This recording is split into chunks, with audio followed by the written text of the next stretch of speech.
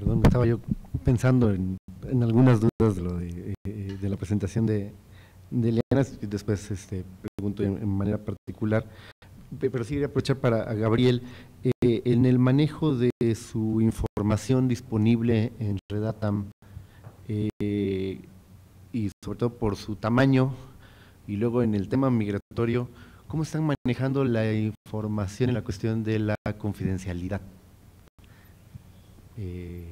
Que es un tema que, por ejemplo, ahorita nosotros sí nos está causando un poquito de conflicto en la cuestión, sobre todo en la disponibilidad de la información que tenemos en un nivel geográfico de manzana o de área geoestadística básica, ¿no? Digo, estamos estableciendo lo que anteriormente lo hacíamos, que si era menor de 3 personas o menos de 3 viviendas, se ponía un asterisco, pero en algunos temas, ¿no? Ya cuando bajas con un corte, empezamos ahí a hacer combinaciones, y nos ha pasado que inclusive sacamos algunas variables porque ya el porcentaje de asteriscos o de omisiones que estamos teniendo pues era superior al 60%, ¿no? Bueno, en cuanto a la base de datos que tenemos en línea, ella solamente puede ser consultada hasta a nivel de distrito, o sea que la información a niveles menores, la persona no puede hacer ningún cruce con esa información, y así de esa manera es que salvamos ese bache.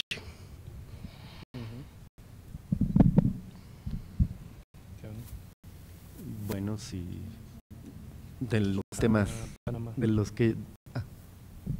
sí.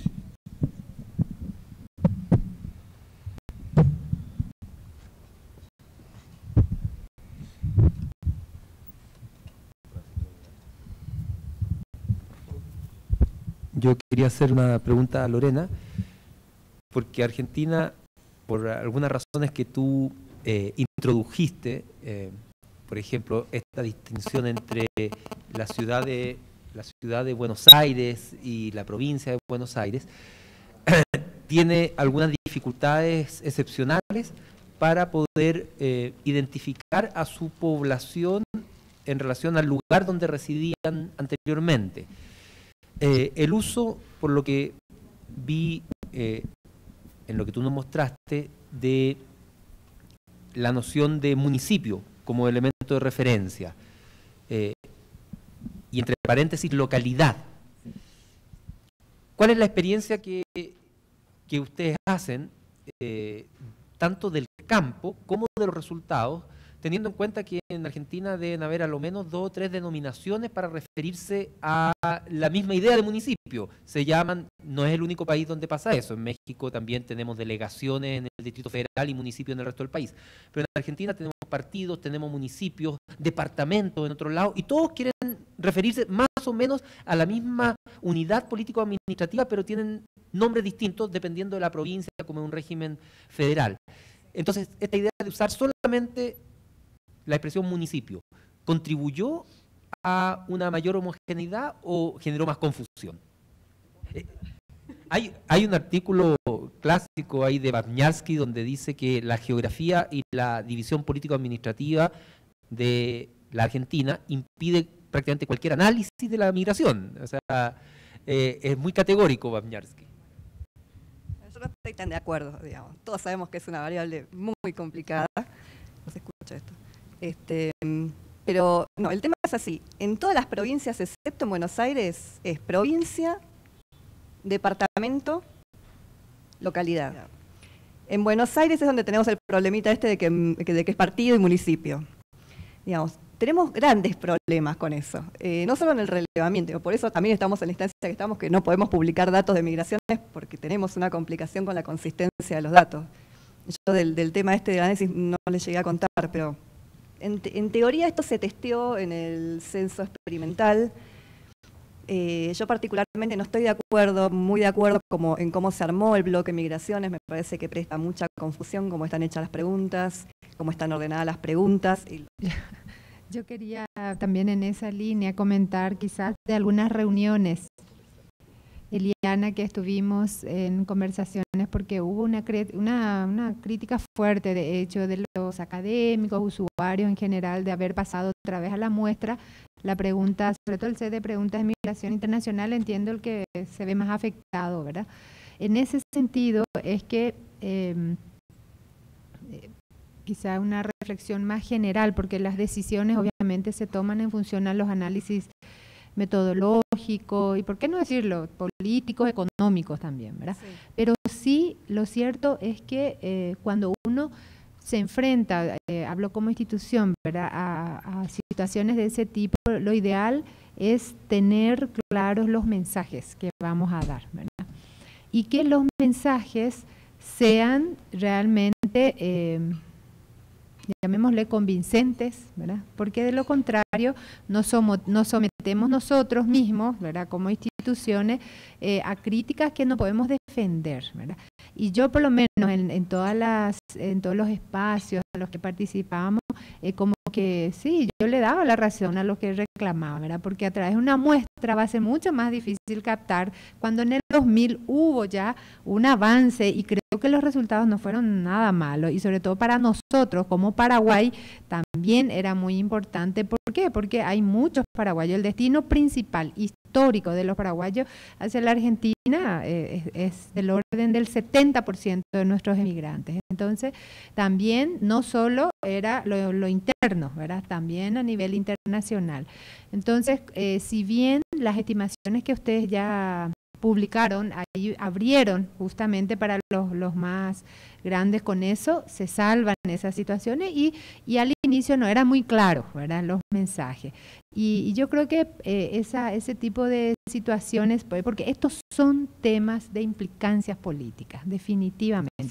De todos los temas que hay en los censos, yo creo que este quizás es uno de los de mayor tinte político, por eso que es una responsabilidad nuestra como técnicos, asesorar y transmitir bien y sobre todo analizar muy bien los datos y tener todos los recaudos, sobre todo cuando se habla de muestras. ¿Por qué?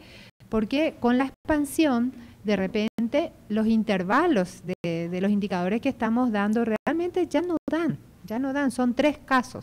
Y con 3 casos, eso representa a 100.000, 200.000, 1 millón de personas. Entonces, ese tipo de cuidados, ¿verdad?, por estas implicancias que mencionamos, yo creo que cobra particular relevancia, ¿verdad? Es una reflexión así muy general que hago sobre la temática, como decía, por un lado por lo técnico y por otro por las implicancias políticas, ¿verdad?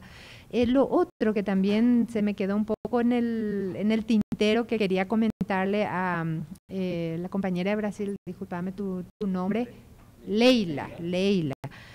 Con respecto al dato también que mencionabas del porcentaje, eso era de retornados, eran de brasileños que vivían en Paraguay y que retornaron a Brasil, ¿o no?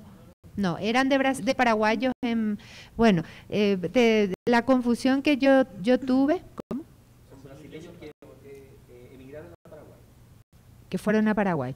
Bueno, es que, bueno, sí, hay una corriente muy fuerte. Ahora también hubo, por eso que tuve la confusión, porque hubo un retorno importante de brasileños que vivían en Paraguay, que volvieron al Brasil. Eso lo mostró la ronda de ascenso del 2000 ya. En el 2001, cerca de poco más de 40.000 brasileños que volvieron, y que haciendo el flujo era coherente también con el descenso que nosotros tuvimos en nuestro censo de los brasileños que nacieron, o sea, de los brasileños en Paraguay.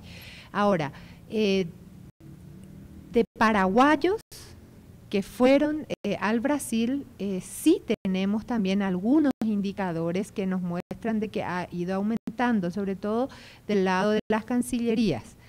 Y comento nomás esto también, quizás vos conocés o no, pero se había instalado una mesa de técnica bilateral, una mesa migratoria, le denominaron las cancillerías, y a nosotros nos cupo participar ahí. En algún momento vino también gente del IBGE para intercambiarnos nuestras informaciones. Y subyace el problema de fondo que tenemos en Paraguay con Brasil, digamos, son los colonos brasileños que se dedican a la soja principalmente, y hoy por hoy hay un conflicto que cada vez está cobrando lamentablemente más fuerza de las organizaciones campesinas y de los propios campesinos que alegan que se les expulsa de sus territorios y que son los sojeros en general, que en su mayoría, casi en un 80% son de origen brasileño, ¿verdad? Y entonces está habiendo un conflicto fuerte ahí. Por lo tanto, este tema también es de particular relevancia y de implicancia política para nosotros, lo que es, porque después ya no hay otros datos muy completos y fidedignos, y sobre todo porque se tratan de migraciones casi fronterizas, ¿verdad? O de un estado limítrofe de Brasil con Paraguay.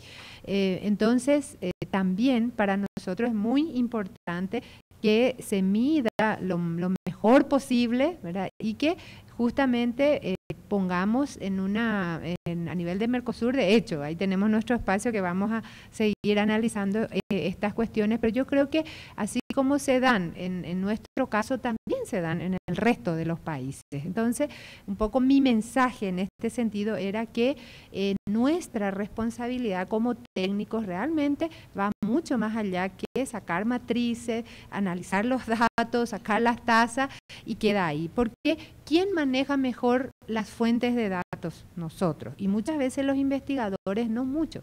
Entonces, realmente desde los demógrafos tenemos esa responsabilidad, digamos, de apoyar a la toma de decisión y a los tomadores, en este caso de decisiones, con datos que sean muy fidedignos, que nosotros avalemos y sobre todo darle pistas, ¿verdad?, de que si bien un dato del censo no va a solucionar todos los problemas para nada de necesidades de información, sí reconocer que es una de las principales fuentes de datos en este tema en particular, ¿verdad?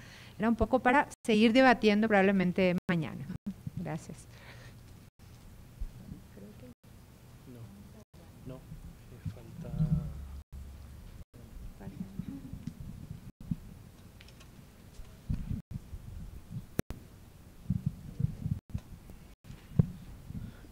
Bueno, de algunos puntos que haya comentado que me surgieron la inquietud, son tres comentarios para ponerlos en la mesa. Uno es, bueno, hemos hablado principalmente de la migración reciente a una fecha fija y prácticamente todos hemos presentado la información a 5 años.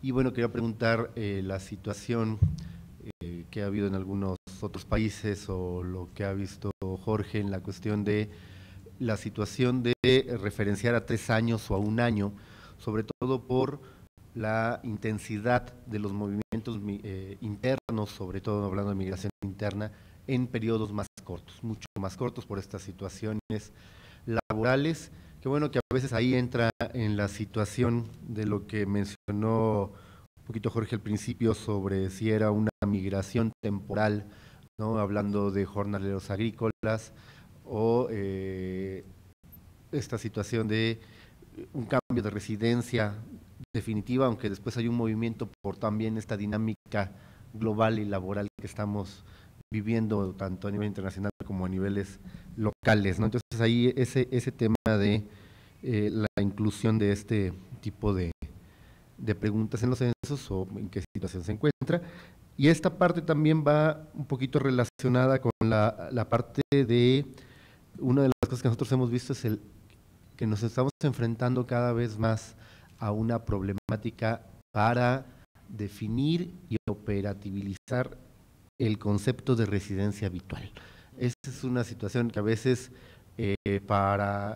estará en la cuestión de la capacitación de los entrevistadores, todos los manuales, pero cuando el mismo entrevistador llega en 2 casas diferentes con la misma situación de que una de los miembros del hogar trabaja fuera por 1 semana, por una quincena, uno lo considera residente habitual y el otro no, sí, lo considera como que está viviendo en otro lugar. Entonces, creo que obviamente no es un tema que podríamos resolver de un punto a otro, pero creo que sí son de los temas que en el tema de inmigración tenemos que empezar a incorporar sobre esta discusión, yendo a una parte primero conceptual y luego más definitoria en la cuestión operativa de la residencia habitual.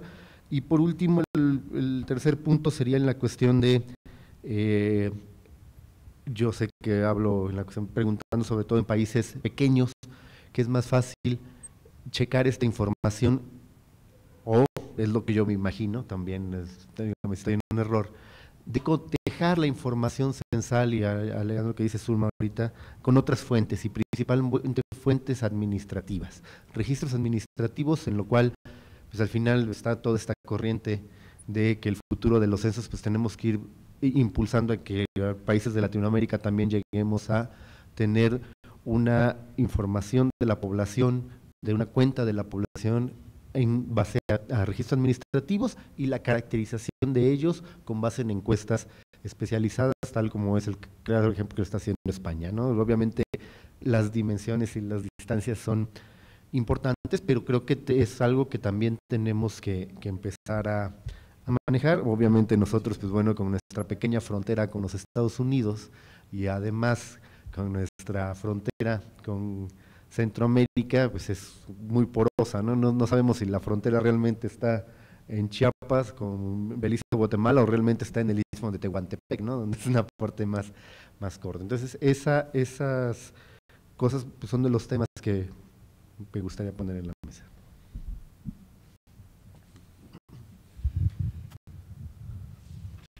Bueno, ¿alguna pregunta? Sí. Leila.